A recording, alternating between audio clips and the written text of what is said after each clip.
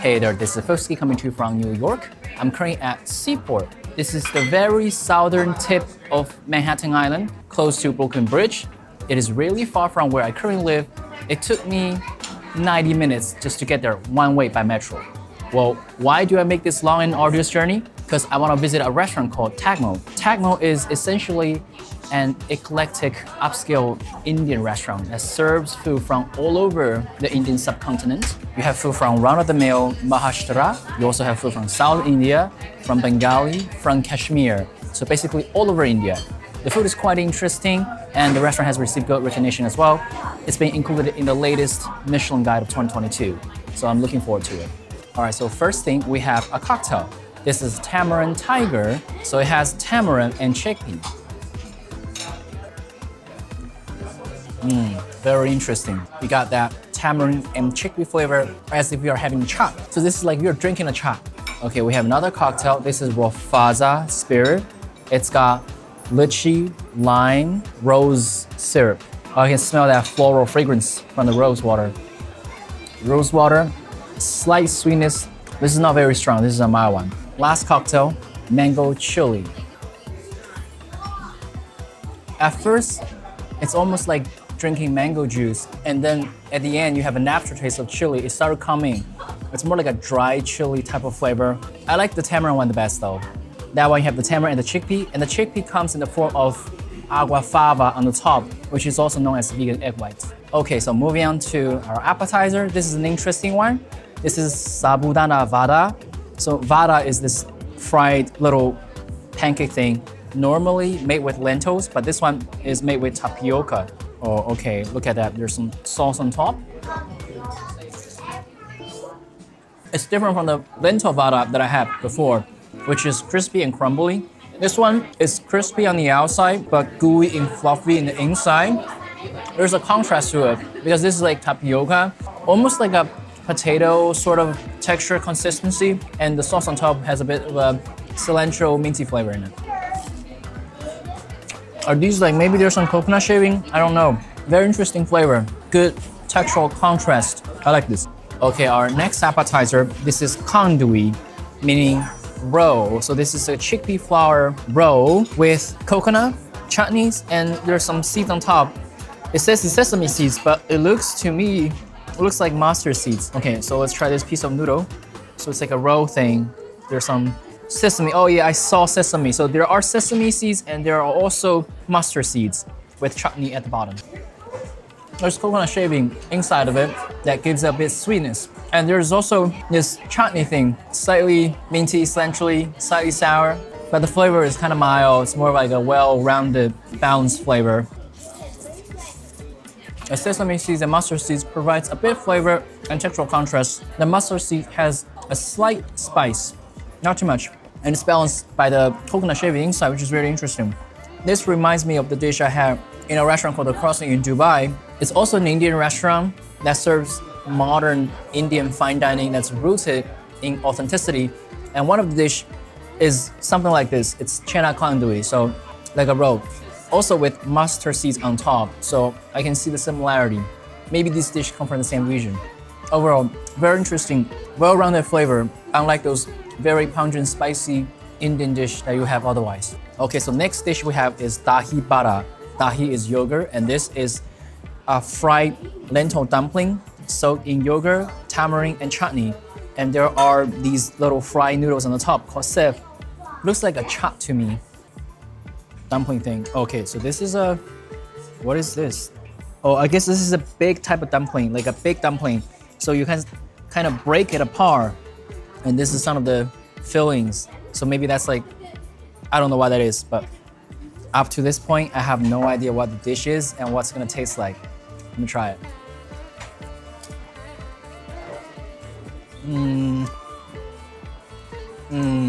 What is that? Maybe like a mashed up lentil paste. And you have the chaat flavor from the tamarind and chutney. Well, but let me, I gotta try a bit more of these. It's some kind of mash. Tastes kind of like meat without the meat flavor. Sort of consistency, texture. You have a bit of flavor from the yogurt, from the tamarind, from the chutney. It's kind of like a chaat. I mean, I don't know what this is. Indian viewers, you're gonna have to tell me. I have no idea. All right, take a look. So this is what's inside. I think this entire thing is like a big dumpling type of thing. And these are the content, kind of like it says lentil, so I suppose it's some kind of like lentil mash. And it's like between a chaat and undescribable pasting. I mean, I don't know. But I mean, the flavor is still good though, because you have all the chaat flavor, you have the crunchy texture, you have the tamarind, you have cilantro. You know, the flavor can be bad, it's just like I have no idea what this thing is. Okay, my friend just said chaat is something between a cold platter and a dessert. I think that's a good description. Anyway, this is something like that. I mean, it's good. It's just I have no idea what that is. Next up, we have Khatta Meetha chaat. So it's another chaat. It has mangoes and sev and some chickpeas. Okay, let's try this. So it's like mango with chickpeas and sev. Mango chutney. These are basically just the fruit. Mango chunks. Crunchy texture from sev, a bit chickpea. You could probably imagine the flavor. It's fine. Next dish, we have this Kalan Kuzhanbu. This is a mushroom curry type of with coconut. Well, I have no idea what this thing is. Some chili here? Okay, so we have this mushroom stew type of thing with coconut. Okay, so for this type of mushroom type of thing, I'm gonna have to eat it with rice. We have some basmati rice. Let's try this curry thing. The mushroom is really meaty. At the same time, you got a slightly sweetness from the coconut. The sauce or the gravy is mostly the mushroom flavor intensified, plus some coconut. I think that's the chili thing here. It adds a little bit of spice, not that spicy though. Basically a condensed mushroom gravy with some coconut. Well, actually, after eating this for a while, the heat started to build up a little bit. I think this is due to the invisible chili powder, whatever that's in there. That's good though. Next up, we have this Meen Varuval, tamia pan-fried fish coated with rice flour, some coconut chutney. So this is a South Indian dish. Oh, kind of crispy. Beautiful color. The fish is kind of crispy from the outside. Inside, it's just fried fish flavor. The crust has a bit seasoning, a bit spice, not too much. And the chutney here has a bit coconut sweetness. This is slightly seasoned, not too spicy. You're mostly just tasting the fish flavor itself, but the fried fish does impart that unique flavor, slightly charred, caramelized, with the bit flavor from the chutney as well. I can see this as kind of a street food in South India. I mean, I don't know if that's the case, but it gives me that feeling. Okay, next one. The most anticipated dish. This is called Gushtaba. It is a Kashmiri dish, basically lamb meatball simmered in lamb broth and yogurt. I have attempted to make this at home, so that's why I particularly want to try this dish just to see what's the difference. Because when you cook the lamb stock with yogurt, the yogurt tends to split in high temperatures. I don't know if that's because of different yogurts in the US, but the recipes, the video I saw on YouTube, when they cook this dish, the yogurt doesn't seem to split. But when I cook it, it's easier for the yogurt to split. So I want to try the dish and see what's the difference. And plus, it's an interesting dish on its own. Okay, so we have this kind of gravy here. It's kind of thick. So this is definitely the consistency you're looking at when you're cooking yogurt with lamb stock, and also with a whole bunch of spices. This is the lamb meatball, probably fried before. Okay, let's try the gravy first. I just wonder. Oh, it's similar to the gravy I make at home, but so much more intense. You have the lamb flavor, the spice from the classic Kashmiri blend, a bit like the yogurt flavor in it. It doesn't exactly taste like yogurt, but once you have the yogurt and cooked in it, it imparts that slightly tangy, subtle flavor. You've got that lamb flavor coming through it, and also it's fried, so you have that slightly crusty flavor from the Maya reaction. I think what I cook at home is probably like 70%, which means I got the general direction right. But of course, this one is better executed. The broth is so much more intense. Yeah, you really have that nice flavor from the spice blend. So for Kashmiri cuisine, the spice it uses is not like garam masala where you put a bunch of everything here. In Kashmir, as I know, it's like a typical blend of 5 spices: cardamom, cinnamon, cumin, fennel, and asafoetida. Of course, you can add a little bit of everything else to enhance the flavor, but that five is kind of like the base of it.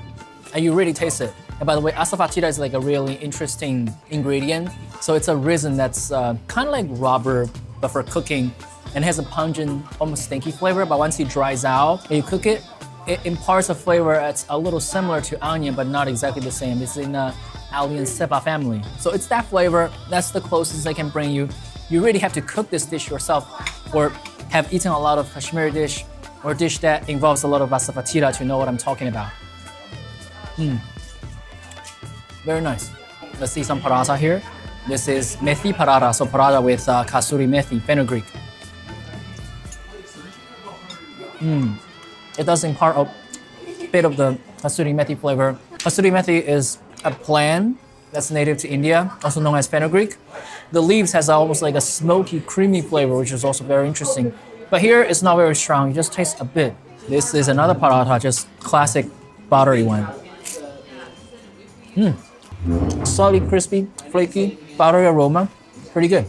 All right, so moving on to dessert time, we have this Candid Uttapam. So Uttapam is this thing, pancake made with rice and lentil, and it has a creamy mango dip and some coconut shaving. Okay, let's cut this to pieces.